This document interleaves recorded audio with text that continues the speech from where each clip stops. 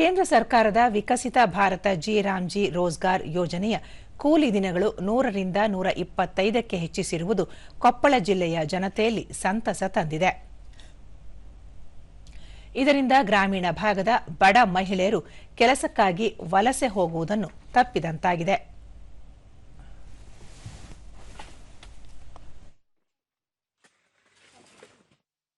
ಎಲ್ಲೋ ಹೋಗಿ ಅವರಿಗೆ ಒಂದು ಏನಪ್ಪಾ ಅಂದ್ರೆ ಕೆಲಸದ ಪ್ರದರ್ಶನದೊಂದಿಗೆ ಫಲಾನುಭವಿ ಮಹಾಲಕ್ಷ್ಮಿ ಕಂದಾರಿ ವಿಬಿ ಜಿ ರಾಮ್ಜಿ ಯೋಜನೆಯಡಿ ಕೂಲಿ ದಿನಗಳನ್ನು ಹೆಚ್ಚಿಸಿರುವುದು ಬಡ ಮಹಿಳೆಯರು ಕೆಲಸ ಅರಸಿ ದೂರದ ನಗರಗಳಿಗೆ ವಲಸೆ ಹೋಗುವುದು ತಪ್ಪಿದೆ ಎಂದು ಹೇಳಿದರು.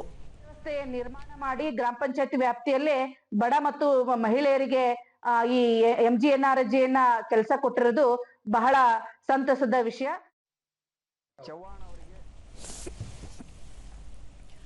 ಫಲಾನುಭವಿ ಗವಿರಾಜ ಎಂ ಗೊರವರ್ ಹೊಲದಲ್ಲಿ ಬದು ನಿರ್ಮಾಣ, ಕುರಿ ಶೆಡ್ ಮತ್ತು ತೋಟಗಾರಿಕಾ ಬೆಳೆಗಳನ್ನು ನಾಟಿ ಮಾಡಲು ಬಡ ರೈತರಿಗೆ ಈ ಯೋಜನೆ ವರದಾನವಾಗಿದೆ ಎಂದು ಹೇಳಿದರು.